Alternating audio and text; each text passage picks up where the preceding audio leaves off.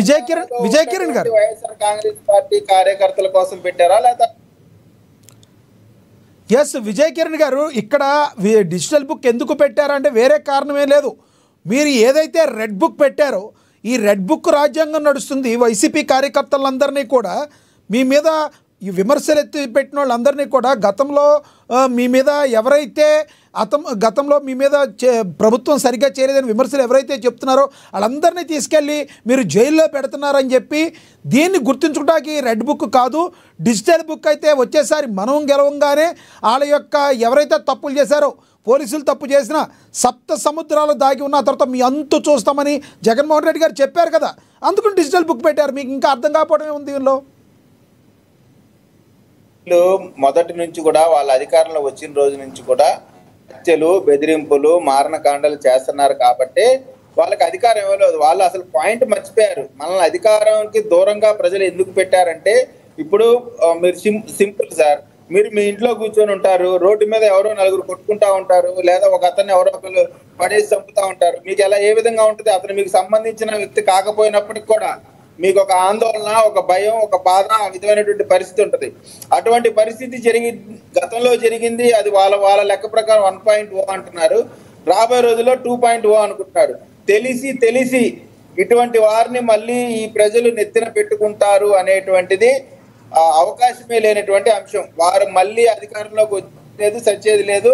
కాకపోతే ఏంటంటే ఇదేదో డిజిటల్ బుక్ అని పేరు పెట్టగానే అధికారులందరినీ కూడా భయపెట్టి అధికారులని మానసికంగా లొంగ తీసుకోవాలి. మీరు ఒకటి గమనించారా విజయ్ కిరణ్ గారు?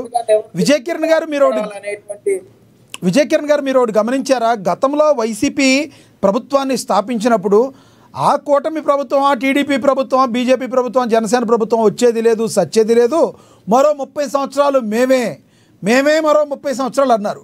కానీ ప్రజలు మరి వేరుగా ఇచ్చారు. అలా రేపొద్దున మీకు కూడా ఆపోజిట్లో రావచ్చేమో కదా, ముందుగానే మీకు ఎలా తెలుస్తుంది? అందులో మీ కూటమి ప్రభుత్వం కూడా ఈ రోజున ఇచ్చిన హామీలను ఇంకా నెరవేర్చాల్సింది ఉంది. ఇప్పటి వరకు కంప్లీట్ హామీలన్నీ కూడా నెరవేర్చలేని పరిస్థితి.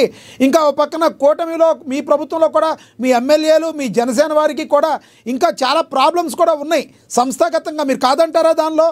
మరి వచ్చేసారి కూడా మేమే వస్తామని ఎలా చెప్తారు మీరు? సార్, చిన్న కుటుంబంలోనే అనేకమైనటువంటి పొరపచ్చులు వస్తూ ఉంటాయి, సర్దుకుంటా ఉంటాయి. ఇక్కడ ఒకటండి, ఇక్కడ ఎవరు కూడా ఎవరి సొంత ప్రయోజనాల కోసమో జరిగేటువంటి అంశం కాదు. ఇది రాష్ట్ర ప్రజలు, రాష్ట్ర భవిష్యత్తుకి సంబంధించినటువంటి అంశం. ఈ కుటుంబంలో ఏదైనా వివాదాలు వస్తే వాటిని పెద్దలుగా ఉన్నటువంటి మన చంద్రబాబు నాయుడు గారు, పవన్ కళ్యాణ్ గారు, బీజేపీ నాయకులు కూర్చొని మా మధ్య ఏమన్నా పొరపచ్చులుంటే వాటిని సెటిల్ చేసుకుంటాం. ఇక్కడ సమస్య ఏంటంటే ప్రజలకు మేము ఇచ్చిన మాట నెరవేర్చుకుంటున్నామా లేదా? ప్రజలు స్వేచ్ఛాయుత వాతావరణంలో ఆంధ్రప్రదేశ్లో తిరగలుగుతున్నారా లేదా? ఒక వెహికల్ మీద రోడ్డు మీద పోతా ఉంటే గతుకుల్లో గొంతుల్లో పడి నడులు ఇరగొట్టుకొని ప్రాణాలు పోగొట్టుకునేటువంటి పరిస్థితి ఉందా? మౌలిక వసతులు కల్పిస్తున్నారా లేదా?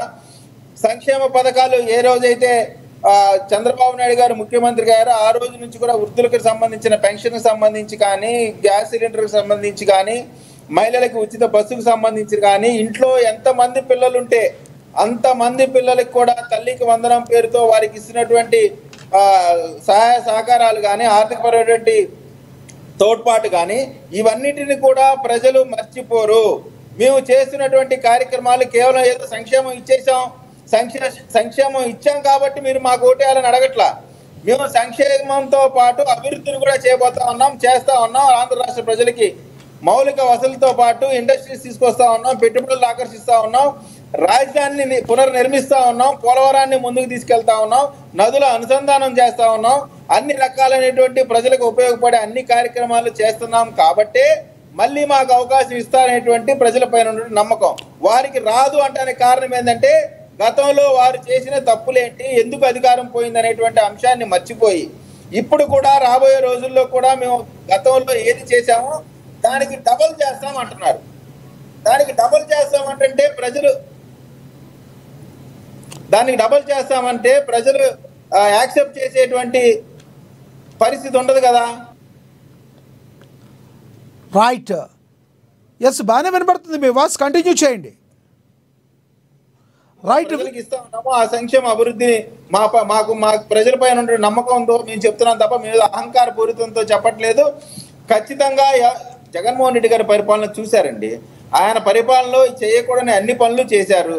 కాబట్టి మాకు అవకాశం ఇచ్చారు కాబట్టి దాన్ని నిలబెట్టుకునేటువంటి పనిలో మేము ఉన్నాం కాబట్టి ఆ క్రమంలో అందరం కలిసి పనిచేస్తా ఉన్నాం కాబట్టి మాకు పూర్తి నమ్మకం ఉంది మళ్ళీ ఈ ఎన్డీఏ కూటమే గెలిచిద్ది అనేటువంటిది. ఇంకొకటి విజయ్ కిరణ్ గారు ఇంకొకటి మీరు గమనించారా 2014లో ఫస్ట్ ఆంధ్రప్రదేశ్ విడిపోయిన తర్వాత మీకే ఇచ్చారు అవకాశం ప్రజలు. కానీ 2014లో మీరు ఏదైతే తప్పులు చేశారో ఆ తప్పులు సరిదిద్దుకొని ప్రస్తుతం మీరు ప్రభుత్వాన్ని పాలించే అవకాశం ఉందంటారా? గతంలో మీరు తప్పులు 14 నుంచి 19 వరకు మా పరిపాలనలో ఏదైతే పొరపాట్లు జరిగినాయో ఆ పొరపాట్లను సరిదిద్దుకోకుండా ముందుకెళ్ళినటువంటి పరిస్థితి.